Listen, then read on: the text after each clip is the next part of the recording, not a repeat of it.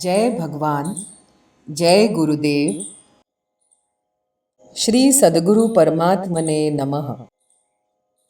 सिद्ध सद्गुरु श्री रणछोड़ दास जी महाराज श्री गुरुदेव की सन्निधि में चतुर्थ भाग ईस्वी सन 1957 थी 1961 कुमारी कुमुदिनीबेन परमानंद पंजवाणी।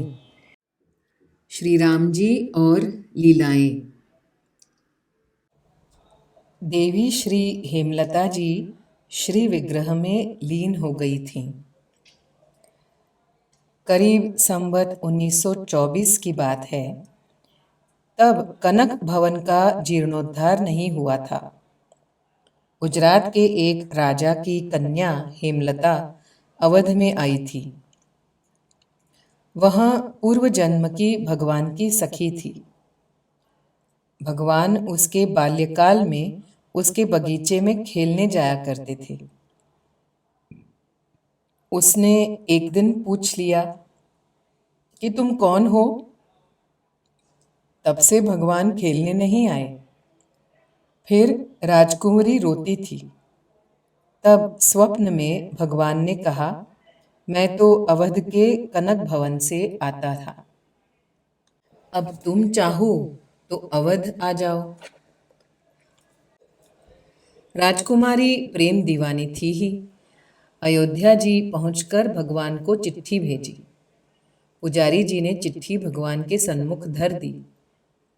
दूसरे दिन एक दूसरी चिट्ठी मिली। भगवान ने जवाब लिखा था कि तिथि मागसर सुदी पंचमी साझी सांझ बेला तो ही बुलाऊं, ब्राह्मण पठाऊं। ठीक उसी तिथि के दिन कनक भवन में महात्मा लोग श्री राम विवाह के गीत गा रहे थे। हेमलता जी को ब्राह्मण ने बुलाने गया तो वहां अपने भाव के अनुसार अपने दूल्हे श्री राम जी के पास पूरा श्रृंगार करके ब्राह्मण के साथ कनक भवन में आई। भगवान का दूल्हा स्वरूप देखते ही तन्मय हो गई और सबके देखते ही वह भगवान के श्री विग्रह में लीन हो गई। फिर भगवान की ओर से जो पत्र लिखा गया था वह तो देवी जी के साथ गया, परंतु उसकी नकल कर ली गई थी। वह पत्र शरण कुंज में शीशी में मढ़ाकर रखा गया है। उसका आज भी दर्शन कराया जाता है। गौने की लीला। कनक भवन के मैनेजर माधव प्रसाद जी थे। तब की सत्य घटना है। उन्हीं दिनों में श्री राम जी और दूसरे प्रेमी महात्माओं ने कनक भवन के भीतर गौने की लीला का आयोजन किया। भगवान ने अपने पुजारी पंडित श्री कृष्ण जी को स्वप्न में कहा कि हमारे यहाँ वियोग की लीला न की जाए। पुजारी ने स्वप्न की बात कही, परंतु महात्माओं ने तथा लीला करने वालों ने नहीं माना। जगमोहन में लीला प्रारंभ हुई। गौने की लीला नहीं रखी गई थी। वियोग की ही लीला थी। वियोग लीला में भरत जी को इतना वियोग उमड़ा कि अश्रुधारा रुकी ही नहीं। उसी विरह दशा में भरत जी के स्वरूप जो बने थे, उस व्यक्ति के दूसरे दिन शरीर छूट गया। उसी दिन से कनक भवन में जगमोहन में लीला कराना बंद करा दिया गया। आंगन में लीला होती है, परंतु वियोग की लीला तो तभी से बंद ही की गई है। श्री रामायण जी सत्य हैं। प्रत्येक देश में, प्रत्येक धर्म में किसी एक ग्रंथ को ईश्वरदत्त माना ही है। ईसाई बाइबल को, मुसलमान कुरान को और भारतीय हिंदू वेद को ईश्वरदत्त मानते हैं। वेद में जिन जिन धर्माचरणों का आदेश जन समाज को दिए गए हैं, जैसे कि मातृदेवो भव, पितृदेवो भव, आचार्य देवो भव, अतिथि देवो भव इत्यादि, उनका आचरण किस प्रकार करना, यह चरितार्थ कर दिखाने के लिए ही वही परब्रह्म पुरुषोत्तम ने दशरथ पुत्र श्री राम जी ने चरित्र लीला की। वेदों से ही जो जाने जाते हैं वही परम पुरुष ही दशरथ जी के पुत्र रूप में प्रकट हुए। तब वेद भी रामायणात्मक हुए हैं। श्री रामायण जी परम प्रामाणिक व सत्य हकीकत ही है, इसमें कभी शंका कुतर्क नहीं करो। श्री रामायण जी में जिन जिन स्थानों के व स्थलों के नाम व उल्लेख हैं वह आज पर्यंत पवित्र माने जा रहे हैं। उनमें कहीं हुई तिथियां आज भी पवित्र मानी जा रही हैं। उनमें माने हुए देवों के दर्शन उन देवों के उपासकों को आज भी हो रहे हैं।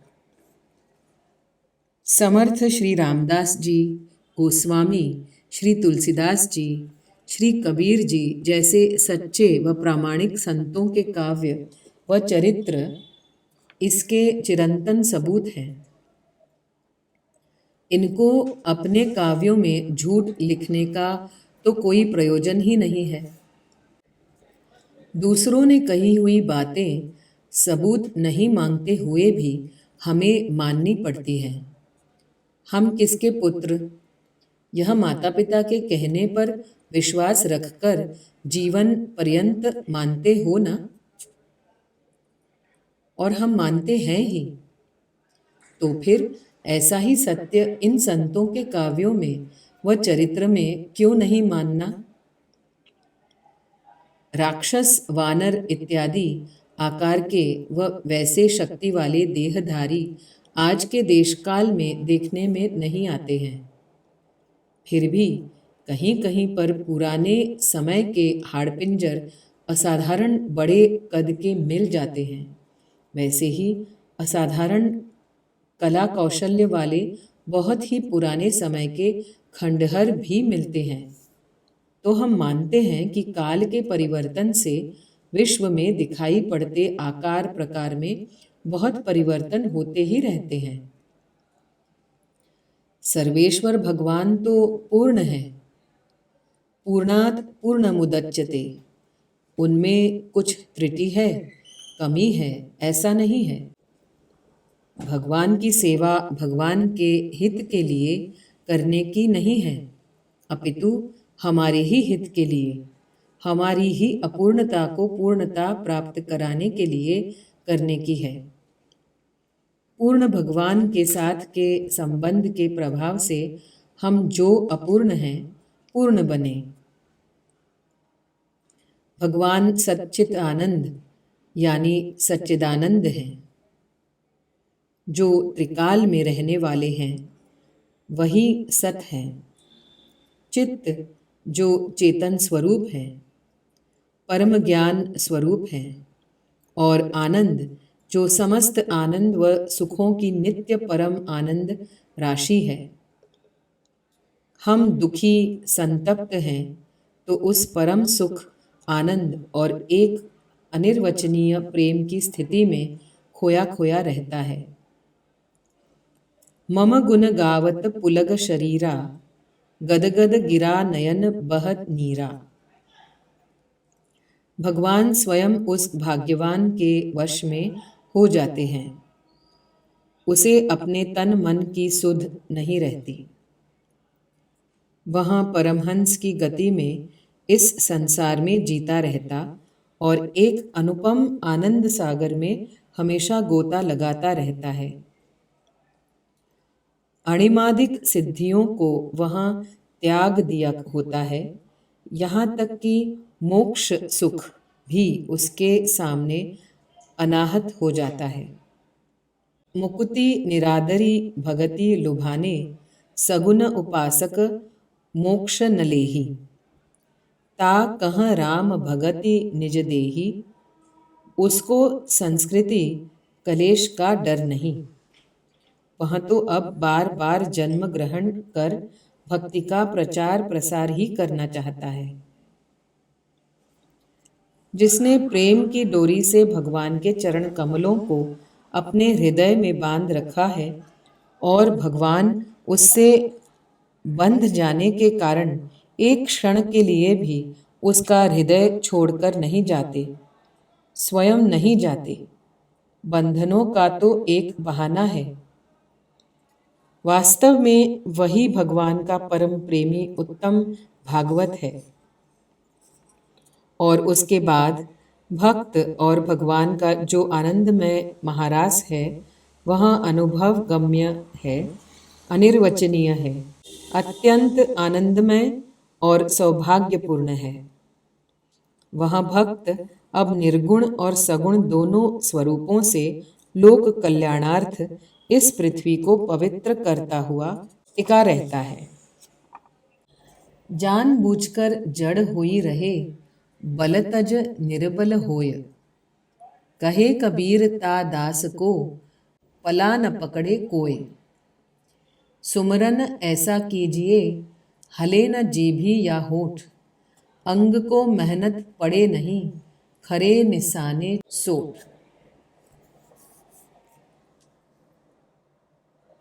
राम राज्य की विशिष्टता। आज भी इतने युगों के पश्चात भी राम राज्य की इच्छा होती है। राम राज्य के एक अनन्य उपासक महात्मा गांधी जी ने बिना सत्ता के व बिना ताज के केवल त्याग व प्रेम भावना के प्रभाव से स्वराज्य की प्राप्ति भारत को करा दी है। रामराज्य बैठे त्रयलोका, हर्षित भये गए सब शोका। भगवान राम जी ने विश्व कल्याण के लिए अपने को संपूर्ण रूप से समर्पण कर दिया, अपने ही जीवन व्यवहार व आचरणों में आदर्शों की सम्यक पूर्ति कर दी। यही उनकी विशिष्ट शासन शैली। परिणाम में यथा राजा तथा प्रजा, प्रजा में भी बैर न कर काहू सन कोई, राम प्रताप विषमता खोई। सब नर करहि परस्पर प्रीति, चलहि स्वधर्म निरत श्रुति रीति। सब उदार सब पर उपकारी। इसी का परिणाम है कि कहीं शोक नहीं है, रोग नहीं है। दैहिक दैविक भौतिक तापा, रामराज नहीं काहू ही व्यापा। राम राज्य में एक धोबी भी बोल सकता था। उसका सुनकर नीतिमत्ता को सार्वजनिक स्तर गहराई से सोचा गया था। नीति इतनी ठोस थी। यथा राजा तथा प्रजा, अब तो हर एक कार्य में पहले यही सोचा जाता है कि करने पर हमें क्या फायदा होगा। नेता, व्यापारी, अफसर, उद्योगपति, जनता के साधारण जन, क्षत्रिय, ब्राह्मण आदि उपदेशक, हम लोग अर्थात साधु लोग भी सबकी सौदेबाजी, दृष्टि और बुद्धि हो गई है। राम राज्य यानी नीति सदाचार का राज्य। नीति होगी वहाँ शुद्ध अन्न, घी, दूध और औषधि होगी। वहाँ उसी में मिलावट नहीं होगी। इसलिए अल्प मृत्यु नहीं कवनियु पीरा, सब सुंदर सब निरज शरीरा। नहीं दरिद्र को दुखी न दीना, नहीं को अबुध न लक्षण हीना। लक्षणहीना अर्थात नीतिहीन अर्थात मानव शरीरधारी कोई था ही नहीं। ऐसे मानव समाज को प्रकृति भी अपने पंच महाभूतों के समेत प्रणाम करती है और प्रेम पूर्वक तत्परता से सब कुछ समर्पण करती है। विधु महिपुर पीयूषन रवि तप जितने ही काज, मांगे बारिदि देहि जल, रामचंद्र के राज। मांगे बारिद देहि जल, रामचंद्र के राज। शश संपन्न सदा रह धरणी, त्रेता भई सतयुग की करणी। मानव जब सतयुगी होगा तो प्रकृति को भी सतयुगी होना ही पड़ता है। काल कर्म स्वभाव गुणकृत, दुख काहू ही नाही। यही सतयुग है, प्रजा की आबादी वही राज्य की आबादी है। रामराज्य का विस्तार है, भूमि सप्त सागर मेखला। राम राज्य कर सुख संपदा, बरणी न सकही फणिश शारदा। आज संसार विषम है, किसी को सुख संतोष नहीं। कारण सिर्फ यही कि औरों के लिए जलन है, परस्पर निंदा व जलन के विष में संतप्त हैं। श्री मानस जी में मर्यादा पुरुषोत्तम श्री राम। वेद जिनको निर्गुण, निराकार, अखंड, अनादि, सर्वव्यापक, सर्वशक्तिमान, नित्य, निरंजन, निराकार, परम आनंद स्वरूप और नेति नेति कहते हैं, जिनको सच्चिदानंद, शाश्वत, अचल, सत्यम शिवम सुंदरम, सर्वज्ञ, सर्वप्रकाश, ज्ञान स्वरूप कहते हैं, वो ही परम तत्व, वो ही परब्रह्म, वो ही परमात्मा तत्व की ही श्री राम जी है। श्री गोस्वामी जी ने कहा है, जेहि इमि गावहि वेद बुध, जाहि धरहि मुनि ध्यान। सोई दशरथ सुत भगत हित, कौशलपति भगवान। और कितने स्पष्ट कहते हैं, सब कर परम प्रकाशक जोई, राम अनादि अवध पति सोई। और यही श्री राम जी अपनी परम शक्ति समेत अवतरी हूँ, वो ही श्री राम जी मेरे स्वामी हैं। सोई प्रभु मोर चराचर स्वामी, रघुबर सब उर अंतर जामी। श्री गीता जी भगवदावतार को बताती हैं, यदा यदा ही धर्मस्य ग्लानिर्भवति भारत, अभ्युत्थानम अधर्मस्य तदात्मानं सृजाम्यहम्। ऐसा ही गोस्वामी जी कहते हैं, जब जब होई धर्म की हानि, बाढ़ ही असुर अधम अभिमानी। तब तब प्रभु धरी विविध शरीरा, हरहि कृपा निधि सज्जन पीरा। इनके परे भी भगवान श्री राम जी के अवतार कार्य का एक मुख्य व परम हेतु है, और वह है मनुष्य जीवन के उच्च व अंतिम आदर्शों का अपने जीवन में चरितार्थ करके जीवों के सामने अपना निष्कलंक चरित्र आदर्श पेश करना।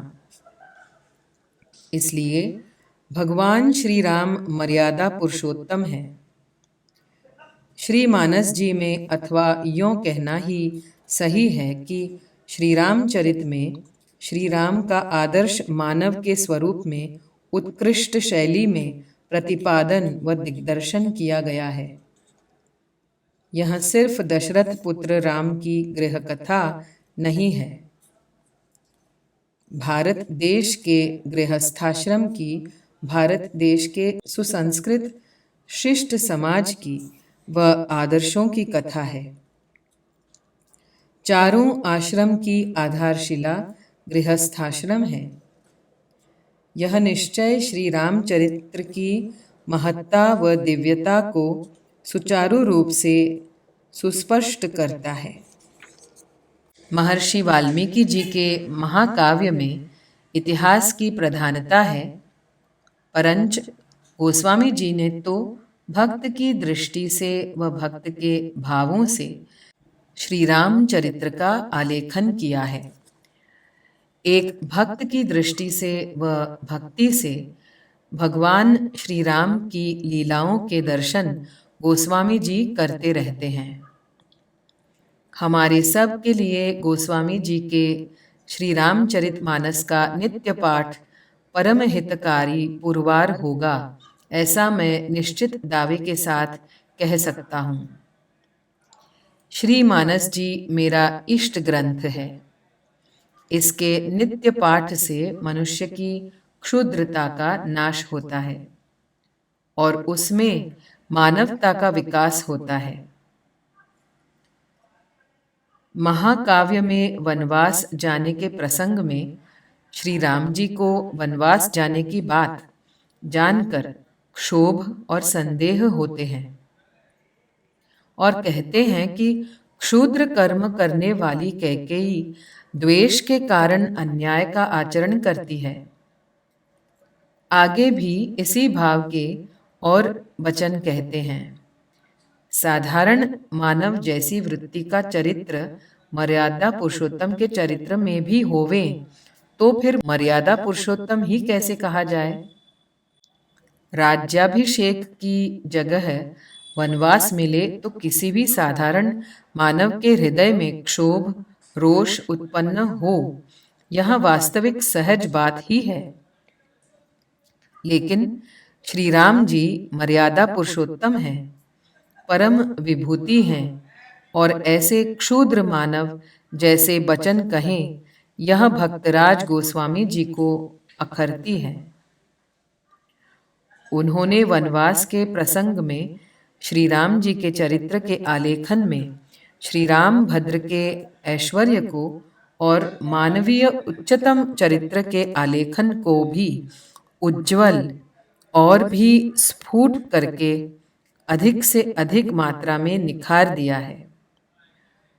मानस में कैकेयी अम्मा को श्री राम जी जवाब में इतनी सरलता से वे प्रसन्नता से कहते हैं मानो कोई सहज ही जानी मानी बात ही कही जाती हो। श्री राम कहते हैं, सुनु जननी सोई सुत बड़ भागी, जो पितु मातु बचन अनुरागी। इतनी सी छोटी लघु बात के लिए पिताजी को इतना दारुण कष्ट हो रहा है। सुनकर तो कैकेयी अम्मा भी स्तब्ध हो जाती है कि इतने बड़े भारी दुख की बात पर भी श्री राम इतने ही प्रसन्न और इतने ही स्वस्थ। सम्यक उदारता ही उदारता के ऐश्वर्य का दिव्य सुरेख दर्शन करा सकती है। वनवास को जाते समय श्री राम जी सर्वप्रथम कैकेयी अम्मा को ही प्रणाम करते हैं और आगे भी जब भरत जी सब प्रजा कुटुंब और श्री गुरुदेव के साथ श्री चित्रकूट पधारे हैं, तब श्री रामभद्र जी ने सर्वप्रथम कैकेयी अम्मा को ही प्रणाम किया। प्रथम राम भेटी कैकेयी, सरल सुभार्य भगति मति भेई। पग परी कीन्ह प्रबोधु बहोरी, काल करम विधि सिर धरी खोरी। श्री चित्रकूट से भरत जी लौट रहे हैं, तब फिर श्री राम जी ने कहा, सब माताओं से प्यार युक्त व्यवहार रखना, यह नहीं कि कैकेयी अम्मा को व्यथा पहुंचाते रहो, उनको भी प्रेम पूर्वक पालना, यह भावना है। फिर जब 14 साल के बाद अयोध्या जी पधारे, तब माता कैकेयी जी को ही सर्वप्रथम प्रणाम करने को पधारते हैं। क्यों? भगवान सोचते हैं कि माता कैकेयी जी को अपनी करनी पर विचार आएगा, लज्जा लगेगी और लज्जा के मारे वह सारे समाज में ऊंचा मस्तक नहीं रख पाएगी और सबके व्यंग के पात्र बनेंगी। तो प्रभु जानी कैकेयी लजानी, प्रथम तासु गृह गए भवानी। ताहि प्रबोधि बहुत सुख दीन्हा, पुनि निज भवन गवन हरि कीन्हा। महाकाव्य में श्री राम जी व भरतलाल जी के भेंट के प्रसंग में श्री राम जी को भरत जी प्रार्थना करते हैं कि आप अयोध्या जी पधारिए। तब उत्तर में श्री राम जी ने कहा है कि पिताजी के वचन का पालन करने को 14 वर्ष मैं वन में रहूं और तुम राज्य करो, यही हमारे दोनों के कर्तव्य हैं। मानस जी में श्री राम भरत मिलन का प्रसंग गोस्वामी जी ने इतनी विचक्षणता भरी कौशल से, गौरव भरा भावों की गरिमा से ओतप्रोत व मर्म भेदक किया है कि श्री मानस जी में श्री राम भरत मिलन के कथा प्रसंग पर नित्य प्रति नए नए भाव निकलते हैं। दोनों भाइयों में से कौन भाई दूसरे भाई से महान है, यही पहेली बन गई है। इस प्रसंग निरूपण से गोस्वामी जी ने कितने हृदयों को जीत लिए हैं और जीत रहे हैं। इतने उत्कृष्ट सर्जन के दर्शन हमारे शास्त्रों में व ग्रंथों में कहीं भी देखने में नहीं आए हैं। श्री रामचंद्राय नमः। श्री पतित पावन चरण कमलेभ्यो नमः। श्री सद्गुरु परमात्मने नमः।